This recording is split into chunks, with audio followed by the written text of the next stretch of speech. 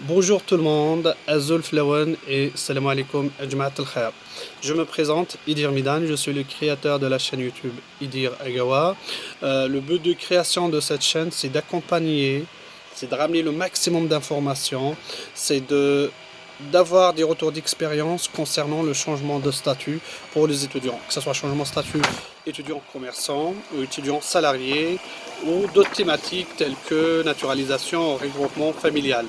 Donc on parlera sûrement dans des prochaines vidéos. La vidéo d'aujourd'hui, on parlera sur le changement de statut étudiant commerçant. Pourquoi étudiant commerçant? Parce que moi-même j'ai passé sur cette étape, donc je vais ramener mon expérience. Et je vais essayer de vous donner le maximum d'informations concernant la démarche de changement de statut. Avant de commencer, je vous demande, comme tous les youtubeurs, de liker s'il vous plaît et d'abonner sur ma chaîne. C'est très important pour suivre les autres vidéos et puis d'avoir plus de détails si vous voulez.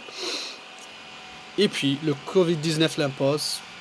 S'il vous plaît, stay at home. Surtout l'Île-de-France, l'Hauts-de-France et l'Est. Les gars, vous êtes en rouge. On revient à notre sujet concernant le changement de statut. La première des choses à faire, c'est de se déplacer à la préfecture de sa résidence et de se renseigner sur deux choses. Est-ce qu'on a besoin d'une autorisation préalable ou pas? Et puis, est-ce que la préfecture accepte le statut d'auto-entrepreneur ou pas?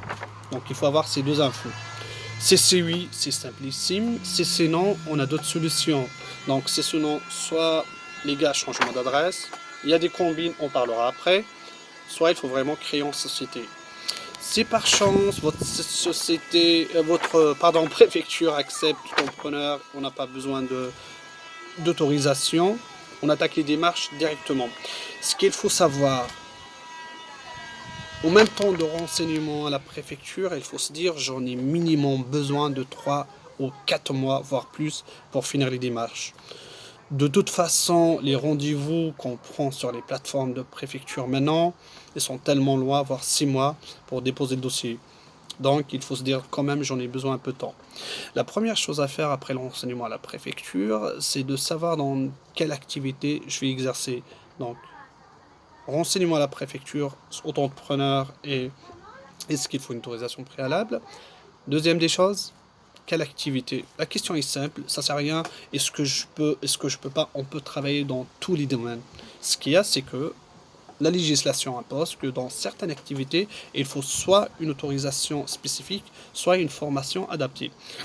Je vous donne deux exemples simples. Si vous voulez monter une boîte dans le transport de marchandises, vous devrez passer une formation, vous passez un examen.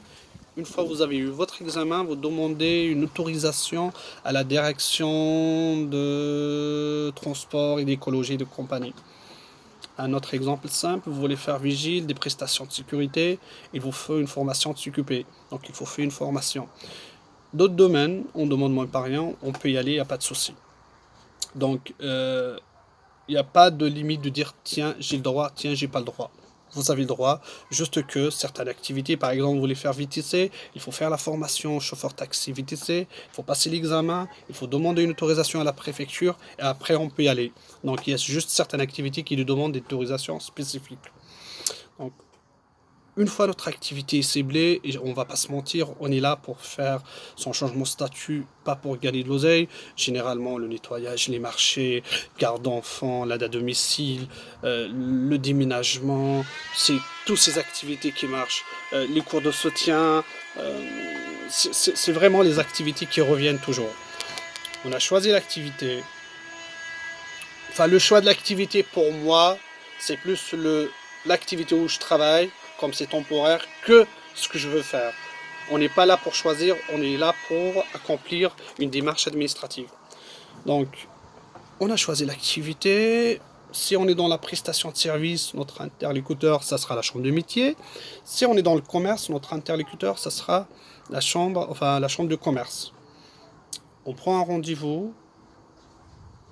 Il y a une formation à faire la première fois avant la création d'entreprise. Il faut s'inscrire à la chambre des métiers. On paye, je crois, dans les 280 euros. On fait la formation. On peut avoir un remboursement de 100 euros. Il faut demander lors de la formation. Et puis, il faut aussi penser qu'il y a aussi un délai, hein. C'est-à-dire pour la chambre du métier, je pense, surtout dans les grandes villes, il faut attendre un mois, voire plus, pour avoir une session de formation. La formation en dehors du semaine, on a fait la formation, on a une attestation, on prend un rendez-vous avec un conseiller en conseillère, soit l'Orsaf, soit chambre du commerce, soit chambre du métier, soit tout seul sur Internet pour créer l'entreprise. Donc si on est dans le statut entrepreneur, le statut le plus simple, on peut le faire tout seul. Et on peut le faire aussi avec un conseiller. Ce qu'il faut penser le jour de la création, il faut penser à deux, trois trucs. Il faut penser à demander l'ACRE en même temps, c'est-à-dire aide à la création d'entreprise. L'aide à la création d'entreprise, c'est quoi? C'est une aide qui vous permet de réduire les cotisations sociales. Avant, c'était sur 3 ans. Maintenant, Macron a changé la loi, c'est sur une année. C'est-à-dire, la première année, on paye que 50% de cotisations sociales. C'est-à-dire, sur 3 mois, si je fais un chiffre d'affaires de 10 000 euros, les cotisations sociales dans le service, c'est 24% par exemple, quelque chose, je paye que 12% la première année. La deuxième année, je serai comme tout le monde et je paye 24%. Donc il faut demander l'ACRE, c'est important. L'ACRE, généralement, est accordé à tous les jeunes qui sont moins de 30 ans.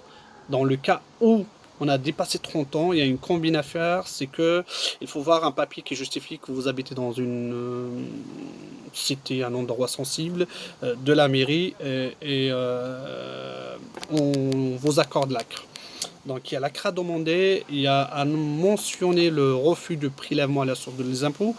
Vous dites les gars, aujourd'hui vous ne me prélevez pas à la source, on va voir à la fin d'année le chiffre d'affaires, on verra. Donc vous opposez au prélèvement à la source et vos déclarations seront trimestrielles, c'est le plus simple. On déclare sur 4 fois l'année, on paye toujours chaque 3 mois par rapport à son chiffre d'affaires. Une fois la création, enfin le jour même, vous aurez soit CABIS pour les commerçants, soit un D1P1 pour tout ce qui est prestation de service. Vous aurez votre numéro de sirène, votre numéro de SIRET. Donc, pour la préfecture, le dossier est simple. Vous avez tous les papiers, on va dire, normal ou banal, justificatif de domicile, passeport, photo, timbre et compagnie. Et vous rajoutez ce papier de CABIS ou des MP1, plus si on est dans une société prévisionnelle, où tout dépend des préfectures.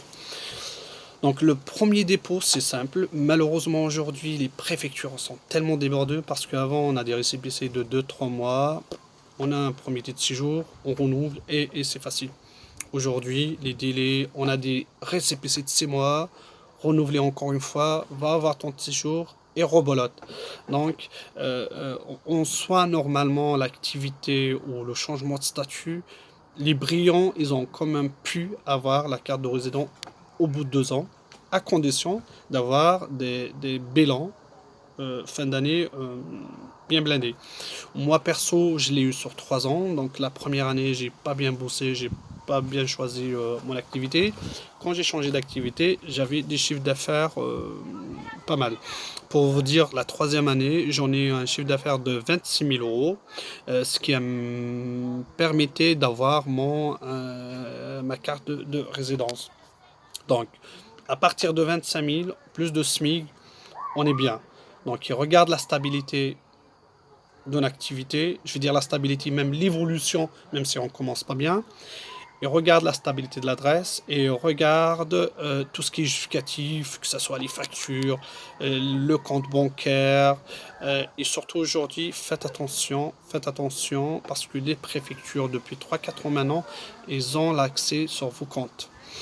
Donc, pas trop de magouilles, essayez de faire les choses le plus proprement possible. J'espère que c'était simple et rapide. Il y aurait d'autres vidéos, je vais vous expliquer plus. Posez-moi vos questions, envoyez-moi des messages et il y aura d'autres vidéos. Restez confinés, prenez soin de vous et ciao ciao!